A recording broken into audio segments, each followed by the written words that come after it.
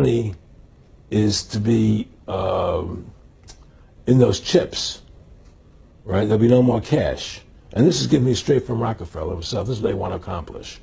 And all money will be in your chips. And so instead of having cash, anytime you have money in your chip, they can take out whatever they want to take out whenever they want to. If they say you owe us this much money in taxes, they just deduct it out of your chip digitally. Total control. Total control. And if you're like me or you, and you're protesting what they're doing, they can just turn off your chip. And you have nothing. You can't buy food.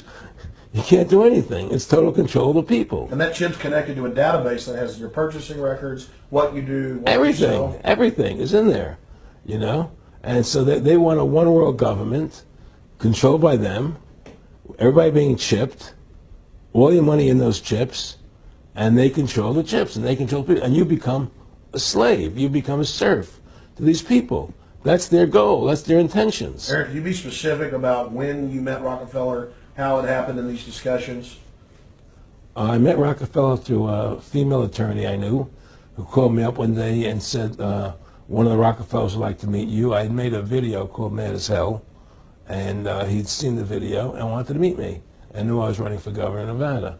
So sure, I'd love to meet him. And I met him, and I liked him, and he was a very, very smart man.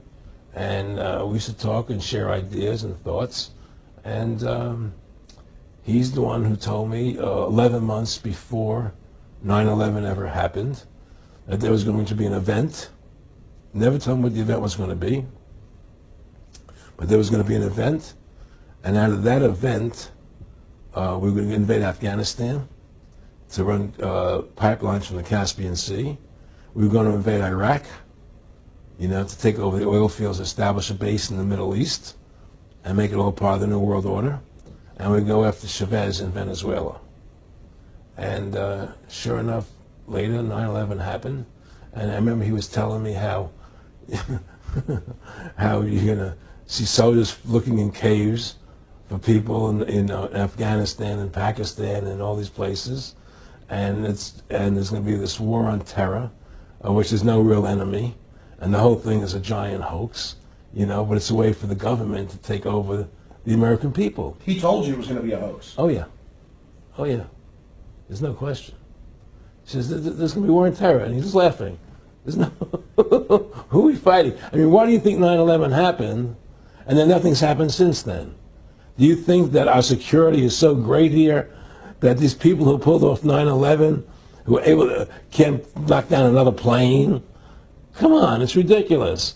9/11 was done by people in our own government and our own banking system to perpetuate the fear of the American people into subordinating themselves to anything the government wants them to do.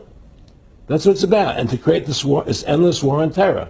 And that's why and that was the first lie. And the next lie was going into Iraq, you know, to get Saddam Hussein out with his weapons of mass destruction. That was the next lie. Now, specifically, this was a little over 6 years ago? This was 11 months before 9/11. Yeah. And Nick Rockefeller, who's a lawyer, he's become your friend over the previous years, and he's saying to you that there's going to be this big event, and then out of that we're going to have a war on terror, and it's just going to go on and on. Right. An endless war on terror without any real enemy. That you can never, so you can never define a winner. And did he say that it's going to be perfect because you can't define an enemy, it just goes on Yeah, and on? because you can't define a winner. There's no one to beat, so it goes on and on forever. And they can do whatever they want. They scare the hell out of the American public. Look, this whole war on terror is a fraud. It's a farce. It's very difficult to say it out loud because people are intimidated against saying it. Because if you say it, they want to make you into a nutcase. But the truth has to come out. That's why I'm doing this interview. The fact of the matter happens to be that the whole war on terror is a fraud. It's a farce. Yeah, there's a war going on in Iraq because we invaded Iraq. And people over there fighting, you know. But the war on terror, that's a joke, you know. And until we discover what really happened on 9/11 and who was responsible for 9/11, because that's where the war on terror emanates from. That's where it comes from. It was 9/11 that allowed this war on terror to begin. And until we get to the bottom root of 9/11, the truth of 9/11, we'll never know about the war on terror.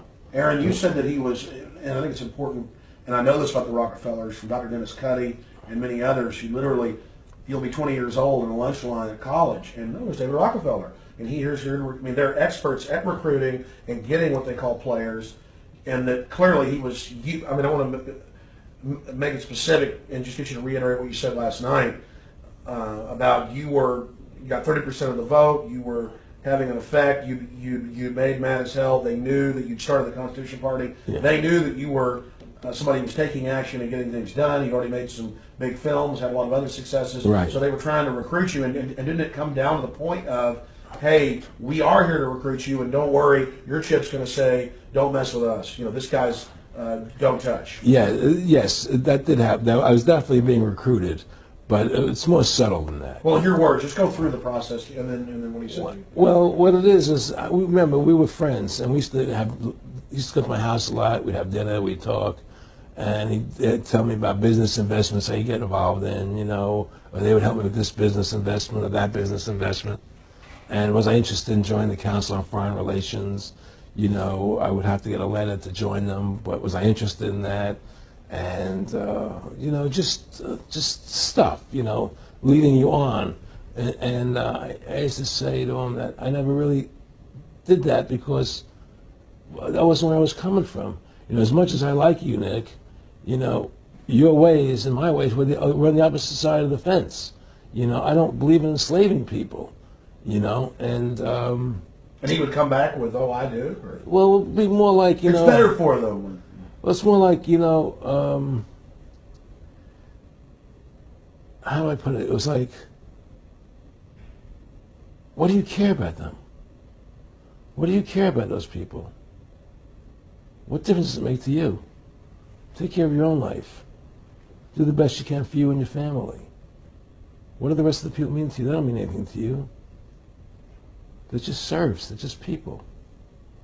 It was just a lack of caring, and that's just not who I was. It was just sort of like cold, it was just like cold, and I used to say to him, what's the point of all this? You have all the money in the world you need. You have all the power you need. What's the point? What's the end goal? And he said the end goal is to get everybody chipped, to control the whole society. To have the bankers, the elite people, the bankers and some governor controlling the world. And I said, all the people in the Council on Foreign Relations believe this way you do? He said, no. Most of them believe they're doing the right thing. A lot of them believe it's better off being socialistic. We have to convince people that socialism is really capitalism. Because America is becoming a socialist country. It's a communist country today. Well, one of the things they told me was that he was at the house one night, and we were talking, and he started laughing. He said, Aaron, what do you think women's liberation was about? And I said, I had pretty conventional thinking about it at that point. I said, I think it's about women having the right to work, getting equal pay with men, just like they won the right to vote, And he started to laugh. He said, you're an idiot. And I said, why am I an idiot? He said, let me tell you what that was about. We, the Rockefellers, funded that. We funded Women's Lib, And we're the ones who got all over the newspapers and television, the Rockefeller Foundation. He says, and you want to know why? He said, there were two primary reasons. And one reason was we couldn't tax half the population before Women's Lib.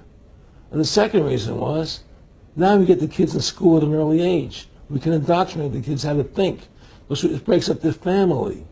The kids start looking at the state as the family, as the school, as the officials, as their family, not as the parents teaching them. And so those are the two primary reasons for Women's Lib, which I thought up to that point was a noble thing. When I saw their intentions behind it, where they were coming from when they created it, the thought of it, I saw the evil behind what I thought was a noble adventure.